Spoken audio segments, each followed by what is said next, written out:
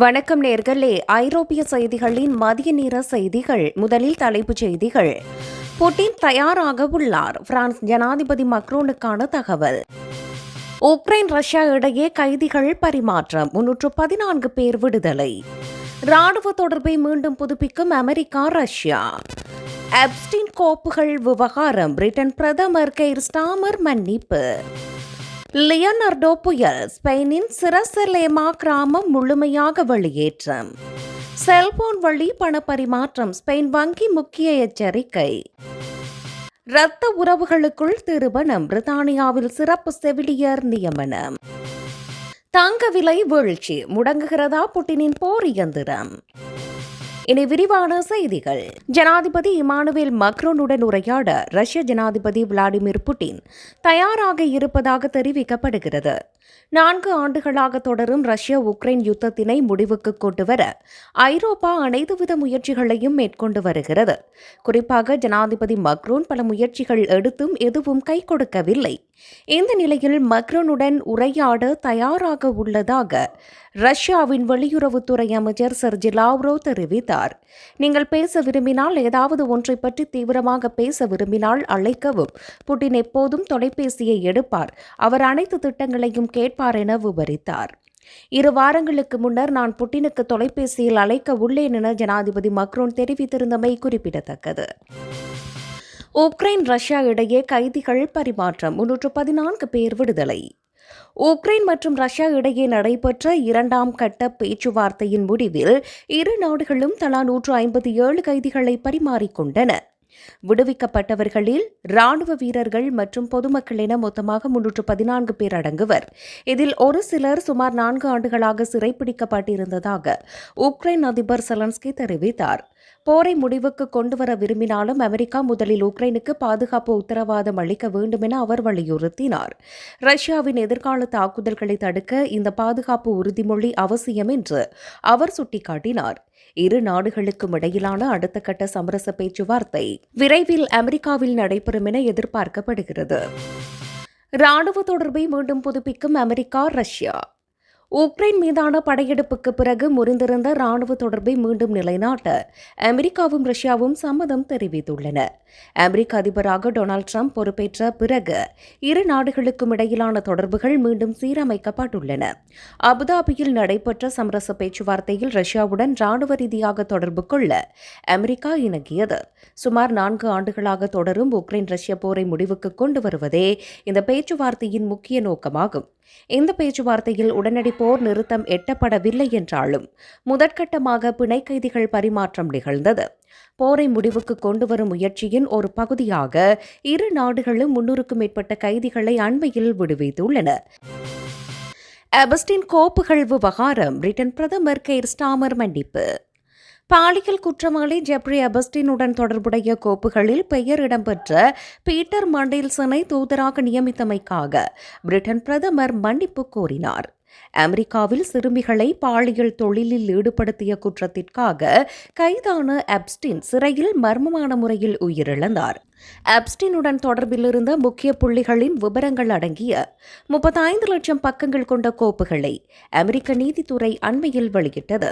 இதில் பிரிட்டனின் முன்னாள் தூதர் பீட்டர் மண்டேல்சனின் பெயரும் இடம்பெற்றது உறுதி செய்யப்பட்டதை அடுத்து அவர் பதவியிலிருந்து நீக்கப்பட்டார்.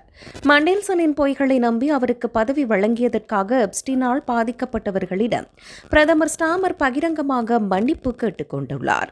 இந்த கோப்புகளில் உலக நாடுகளின் தலைவர்கள், தொழிலதிபர்கள் மற்றும் பிரபலங்களின் பெயர்கள் இடம்பெற்றிருப்பது சர்வதேச அளவில் பெரும் அதிர்ச்சியை ஏற்படுத்தியுள்ளது. லியோனார்டோ புயல். ஸ்பெயினின் சிரசலேமா கிராமம் முழுமையாக வெளியேற்றம். ஸ்பெயினின் அண்டலூசியா மாகாணத்தில் உள்ள சிரசலேமா கிராமத்தில் பெய்து வரும் அதீத மழையால் அங்கிருக்கும் மக்கள் அனைவரும் வெளியேற உத்தரவிடப்பட்டுள்ளது. லியோனார்டோ புயல் காரணமாக கடந்த 16 மணி நேரத்தில் மட்டும் சுமார் 400 லிட்டர் மழை பெய்து சாதனை படைத்துள்ளது. இது மட்ரிட் நகரின் ஓராண்டு மழை அளவுக்கு சமமாகும். நிலத்தடி நீர்மட்டம் அளவுக்கு அதிகமாக உயர்ந்ததால் வீடுகளின் தரை, சுவர்கள் மற்றும் மின்சார சுவிட்ச் பெட்டிகளில் இருந்து கூட தண்ணீர் பீரிட்டு வெளிவருகிறது. கடுமையான வெள்ளப்பெருக்கு மற்றும் நிலச்சரிவு ஏற்படும் அபாயம் உள்ளதால் பாதுகாப்பு கருதி சுமார் 2000 மக்கள் அருகிலுள்ள ரோரண்டா நகருக்கு மாற்றப்படுகின்றனர். ராணுவ அவசர காலப்படை மற்றும் உள்ளூர் போலீசார் இணைந்து வீடு வீடாக சென்று மக்களை பாதுகாப்பாக வெளியேற்றும் பணியில் ஈடுபட்டுள்ளனர். ஸ்பெயினின் அதிக மழையால் பெரும் பகுதியான சிரசலேமா புயலின் கோர தாண்டவத்தால் தற்போது வரலாறு காணாத நெருக்கடியை சந்தித்துள்ளது. செல்போன் வழி பணப்பரிமாற்றம் ஸ்பெயின் வங்கி முக்கிய எச்சரிக்கை. செல்போன் மூலம் பணம் செலுத்தும் வசதி எளிமையானது என்றாலும் பாதுகாப்பு குறைபாடுகள் குறித்து ஸ்பெயின் வங்கி பயனர்களுக்கு எச்சரிக்கை விடுத்துள்ளது. செல்போன்களை வரும் தகவல் தொடர்பு சாதனமாக மட்டும் பார்க்காமல் திரையுடன் கூடிய பணப்பையாக கருதி கவனத்துடன் கையாள வேண்டும் என அறிவுறுத்தப்பட்டுள்ளது. எளிதாக கண்டறியக்கூடிய கடவுச்சொற்களை தவிர்த்து கைரேகை போன்ற உயிரியல் அடையாள பாதுகாப்பு முறைகளை பயன்படுத்துவது அவசியம். அவசியமில்லாத நேரங்களில் செல்போனில் உள்ள NFC தொழில்நுட்பத்தை அணைத்து வைப்பது பாதுகாப்பானது என்று வங்கி கூறியுள்ளது. பணப்பரிமாற்றத்தின் போது கூடுதல் பாதுகாப்பிற்காக இருக்கட்ட சரிபார்ப்பு முறையை செயலற்றதாக்க வேண்டாம் என வலியுறுத்தப்பட்டுள்ளது. வசதிக்காக பாதுகாப்பை தியாகம் செய்ய வேண்டாம் என்று முறையான பாதுகாப்பு பழக்கவழக்கங்களே பண இழப்பை தவிர்க்கும் எனவும் வங்கி சுட்டிக்காட்டியுள்ளது. இரத்த உறவுகளுக்குள் திருமணம் பிரித்தானியாவில் சிறப்பு செவிலியர் நியமனம். பிரித்தானியாவில் பிராம்போர்ட் நகரில் இரத்த உறவுகளுக்குள் திருமணம் செய்து கொண்ட தம்பதிகளுக்கு ஆதரவளிக்க NHS சிறப்பு செவிலியரை நியமித்துள்ளது.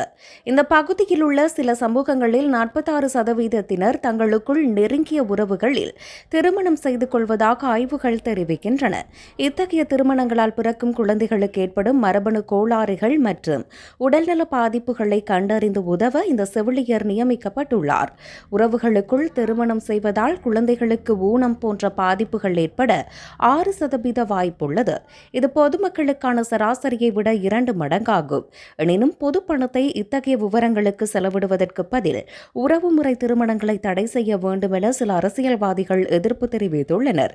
மரபணு பரிசோதனைகளை ஊக்குவிப்பதன் மூலம் பிறக்கும் குழந்தைகளின் ஆரோக்கியத்தை உறுதி செய்வதே இந்த முயற்சியின் நோக்கம் என மருத்துவமனை நிர்வாகம் தெரிவித்துள்ளது. தங்கம் விலை வீழ்ச்சி முடங்குகிறதா புட்டின் போர் இயந்திரம்? தங்க விலையில் ஏற்பட்டுள்ள திடீர் வீழ்ச்சி உக்ரைனுக்கு எதிரான போரை தொடர்வதில் ரஷ்ய அதிபர் புட்டினுக்கு பெரும் சவாலாக மாறியுள்ளது. கடந்த 4 ஆண்டுகளில் ரஷ்யாவின் தேசிய நல நிதியிலிருந்து 71% தங்கத்தை விற்று புட்டின் தனது நாட்டின் பொருளாதாரத்தை நிலைநிறுத்தி வந்தார். தற்போது சர்வதேச சந்தையில் தங்கம் விலை எதிர்பாராத விதமாக 18% வரை சரிந்துள்ளதால் ரஷ்யாவின் கையிருப்பு மதிப்பு பெருமளவு குறைந்துள்ளது. இது தவிர 2025 ரஷ்யாவின் எண்ணெய் ஏற்றுமதி வருவாய் 24% வீழ்ச்சி அடைந்திருப்பது புட்டினின் போர் நிதிக்கு மற்றொரு அடியாக கருதப்படுகிறது. அமெரிக்காவின் புதிய பொருளாதார தடைகள் மற்றும் எண்ணெய் விலை சரிவு ஆகியவற்றால் ரஷ்யாவின் வருமானம் மேலும் சரியும் என பொருளாதார வல்லுநர்கள் எச்சரித்துள்ளனர். போரை தொடர தேவையான நிதி ஆதாரங்கள் குறைந்து வருவதால் ரஷ்யாவின் ராணுவ நடவடிக்கை பெரும் நெருக்கடியை சந்திக்கும் என எதிர்பார்க்கப்படுகிறது.